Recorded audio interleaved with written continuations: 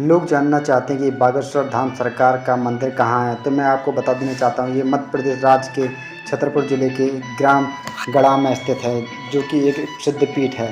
लोग जानना चाहते हैं कि बागेश्वर धाम मंदिर की विशेषता क्या है, तो मैं आप लोगों को बता देना चाहता हूँ कि यहाँ आए भक्तों की मनोकामना पूर्ण होती है और उनकी समस्याओं का निदान हो जाता है। मानता है कि यहाँ बालाजी महाराज और सन्यासी बाबा की कृपा से सब काम सिद्ध हो जाता है। बागेश्वर धाम में अभी धीरेन्द्र शास्त्री जी दरबार लगाते हैं। उनसे पहले उनके दादाजी भगवान दास गर्ग यहाँ दरबार लगाया करते थे। इन दिनों बागेश्वर धाम सरकार की चर्चा न केवल देश बल्कि विदेशों में भी जोरों पर है। बागेश्वर धाम बालाजी महाराज का ऐसा चमत्कारिक मंदिर है, जहाँ पर भक्त अपनी समस्या लेकर आते हैं और अपनी समस्याओं की अर्जी लगाते हैं, फिर उनकी सुनवाई होती है।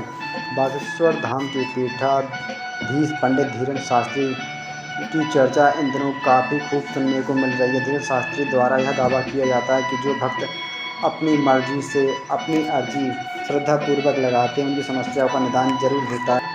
लोग यह भी जानना चाहते हैं कि हम धाम तक कैसे पहुँचे। बागेश्वर धाम मंदिर छतरपुर जिले के गड़ा ग्राम में स्थित है। यहाँ पर आप ट्रेन से भी जा सकते हैं, बस के द्वारा भी जा सकते हैं और हवाई यात्रा करके भी आप यहाँ जा सकते हैं। ट्रेन के माध्यम से आपको सीधे खजुराहो या छतरपुर रेलवे स्टेशन पर उतरकर आपको टैक्सी करनी होगी और आप सीधे धाम पर आ जाओगे। जबकि अगर आप हवाई विमान द्वारा आना चाहते हैं तो आप उसके द्वारा भी आ सकते हो। तो आपको खजुराहो हवाई अड्डे पर उतरना होगा, वहाँ से आपको बस के द्वारा आप धाम पर आ सकते हो और पूजा अर्चना कर सकते हो, अपनी मनोकामना मांग सकते हो। बागेश्वर धाम पर खाने पीने के लिए अन्नपूर्णा रसोई चलाई जा रही है, जो कि फ्री सुविधा है। सुबह शाम आपको यहाँ पर खाना खाने के लिए मिल जाएगा, वो भी फ्री। आप लोगों को बागेश्वर धाम के आसपास प्राइवेट होटल्स देखने को नहीं मिलेंगे, पर यहाँ आपको रुकने के लिए ठहरने के लिए सुविधा मिल जाएगी मात्र 100 रुपये में, और आपको एक गड्ढा ही मिलेगा रात्रि विश्राम करने के लिए। लोगों का सवाल होता है कि अर्जी के लिए क्या पैसे लिए जाते हैं, तो मैं आपको बता देना चाहता हूँ बागेश्वर धाम में अर्जी के लिए कोई पैसे नहीं लिए जाते। यह सुविधा निःशुल्क होती है।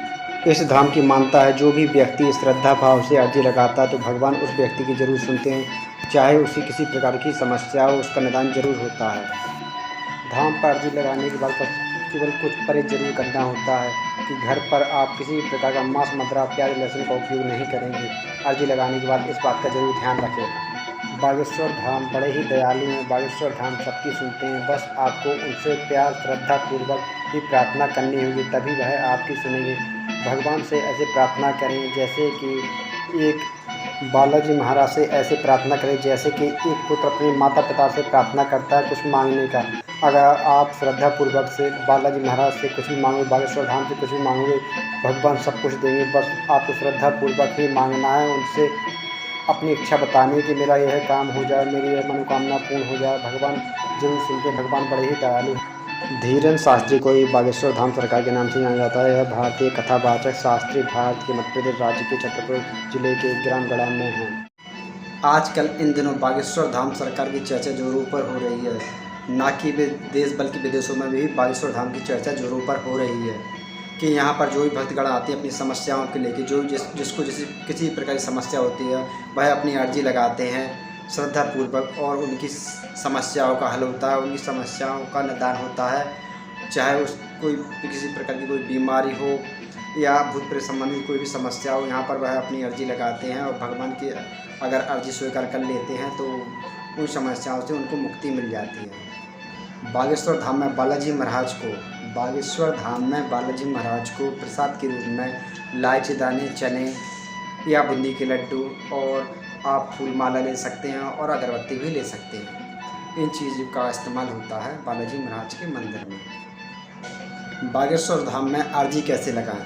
धीरेन्द्र शास्त्री जी बताते हैं कि बागेश्वर धाम में हम अर्जी किस प्रकार से लगा सकते हैं। अर्जी लगाने के लिए पहले तो आपको एक लाल कपड़ा लेना होगा और एक नारियल, और आपकी जो भी इच्छा है, जो भी मनोरथ है, वो एक पर्ची में लिख के नारियल के साथ बांधकर अपने मन ही मन में 3 बार दोहराएं जो भी आपका मनोरथ है, और फिर मंदिर परिसर में जाके बांध दें और भगवान से प्रार्थना करें सच्चे हृदय सच्चे मन श्रद्धापूर्वक।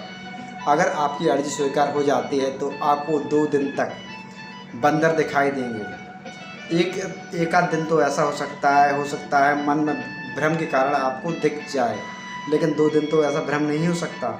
अगर 2 दिन तक आपको बंदर दिखाई दे घर के किसी भी सदस्य को, तो मान लेना आपकी अर्जी स्वीकार हो गई है। अगर ऐसा नहीं होता है और आपको बंदर सपने में दिखाई नहीं देते हैं, तो फिर से आप इसी तरीके से अर्जी को दोहराएं और इसी तरीके से अर्जी को लगाएं। मंगलवार के दिन पंडित धीरज जी शास्त्री बताते हैं कि जो व्यक्ति किसी कारणवश बागेश्वर धाम नहीं आ सकता और किसी प्रकार की उसे समस्या वह जाने में असमर्थ है, तो वह घर से भी अपनी अर्जी लगा सकता है। अर्जी के लिए उसे एक लाल कपड़ा लेना होगा, एक नारियल लिए वो 5 लौंग हैं, उसे लाल कपड़े में बांधकर और मन ही मन में श्री बालाजी महाराज का ध्यान करें, श्री सन्यासी बाबा का ध्यान करें, श्री सीताराम सरकार का ध्यान करें और भगवान से प्रार्थना करें, हे बालाजी महाराज, हे सन्यासी बाबा, हे गुरुदेव भगवान, हे सीताराम सरकार, जो भी मेरी समस्या है, जो भी किसी प्रकार का भूत बाधा या घर में किसी प्रकार की कोई समस्या है, उसको समाप्त करो, मेरी अर्जी स्वीकार करो। इस तरीके से आपको भगवान से मन ही मन में प्रार्थना करना है और फिर यही नारियल मंदिर में जाके रख देने और फिर प्रतिदिन की भांति मंदिर में पूजा पाठ करें। अगर आप बागेश्वर धाम में अपनी अर्जी लगा देते हो तो आपको कुछ परहेज भी करना होगा। परहेज के रूप में आपको घर में मांस मदिरा का इस्तेमाल नहीं कर सकते, प्याज लहसुन का इस्तेमाल नहीं कर सकते। इन चीज़ों का विशेष ध्यान रखें। भगवान से आप जो भी प्रार्थना करें श्रद्धापूर्वक, सच्चे मन से, सच्चे हृदय से ही करें, तभी भगवान आपकी सुनेंगे। अगर आपको यह मेरा वीडियो अच्छा लगा तो वीडियो को लाइक और शेयर व सब्सक्राइब जरूर करें। धन्यवाद।